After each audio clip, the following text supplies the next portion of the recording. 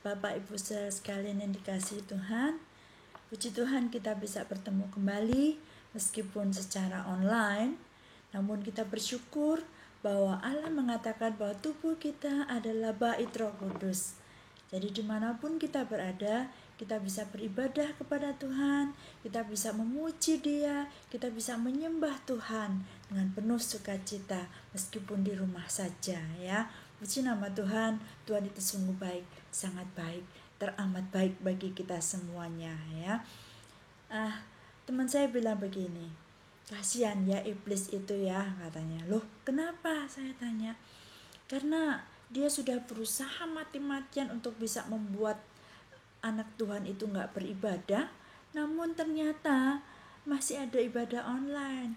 Bahkan di rumah-rumah terdengar pujian dan penyembahan luar biasa ya, dan di mana ada kesatuan, di situ tumbuh damai sejahtera. Di situ Allah hadir bersama-sama dengan kita semuanya. Ya, kalau minggu lalu kita diajarkan untuk mendekat kepada Tuhan, maka sekarang kita akan belajar bersama-sama mendekat kepada Tuhan dengan cara bagaimana. Tentunya kita semua tahu, lewat apa? Lewat doa. Ya, karena doa adalah nafas hidup bagi setiap orang yang percaya. Ya. Nah, mari kita akan belajar bersama-sama dari firman Tuhan. Apa yang menghalangi kita sehingga kita tidak bisa berdoa atau doa kita tidak sampai kepada Tuhan. Yuk kita baca bersama di dalam 1 Petrus 4 ayat 7.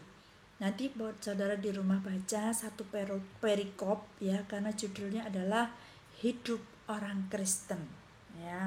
Nah, kita akan baca saja di dalam ayat yang ke-7, demikian bunyi firman Tuhan. Kesudahan segala sesuatu sudah dekat. Karena itu, kuasailah dirimu dan jadilah tenang, supaya kamu dapat berdoa. Mengapa dalam berdoa kita memerlukan ketenangan? Mengapa di dalam berdoa kita memerlukan penguasaan diri? Dua hal ini menghalangi kita. Karena apa? Pada waktu kita tidak dapat menguasai diri, di situ kita panik, kita bingung, kita cemas, kita khawatir. Sehingga pada waktu kita datang kepada Tuhan, bukannya minta hikmat dari Tuhan, nanti kita akan mencetuskan segala sesuatu yang kita pikirkan dalam hati kita sendiri. Berilah ruang dan waktu kepada Tuhan untuk memberikan solusi yang terbaik, memberikan jawaban, memberikan hikmat kepada kita. Jadi kita memerlukan dua hal itu. Ya, puji Tuhan. Kalau kita tahu seperti seekor kera ya, yang di atas pohon, dia begitu ada angin ribut, dia akan semakin erat berpegang pada pohon itu. Demikian juga dengan kehidupan kita anak-anak Tuhan. Semakin banyak persoalan, semakin banyak hal yang merintangi kehidupan kita, semakin banyak hal yang membuat kita cemas dan khawatir. Maka kita harus semakin gandol Gusti, semakin kita datang pada Tuhan, semakin kuat kita berdoa, semakin kita mendekat kepada Tuhan. Karena itulah yang membuat kita kuat menjalani kehidupan kita di dalam dunia ini. Banyak hal yang membuat kita khawatir dan cemas. Tahukah saudaraku, di dalam Yesaya 28 ayat 16c dikatakan, siapa yang percaya tidak akan gelisah. Tidak akan gelisah. Jadi kalau kita gelisah, itu bukti bahwa kita tidak percaya. Demikian juga di dalam Yakobus 1 ayat 8 dikatakan, sebab orang yang mendua hati tidak akan tenang dalam hidupnya. Jadi kalau kita tidak tenang, berarti kita ragu-ragu, kita bingung, kita bimbang.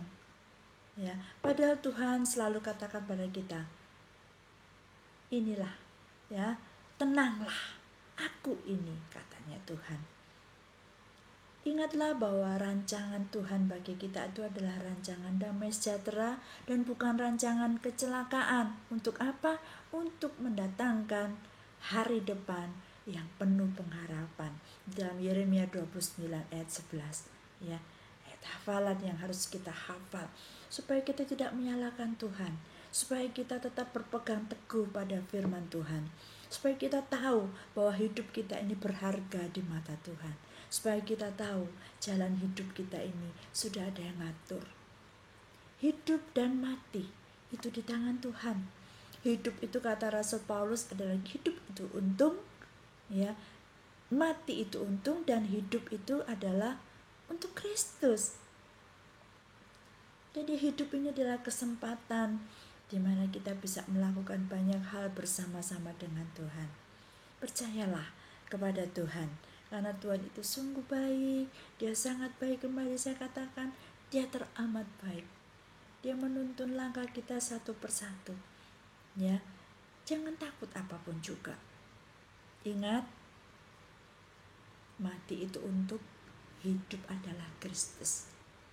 Ya, mari kita akan terus melaju, ya, hidup bersama dengan Tuhan. Jangan pikirkan yang lain.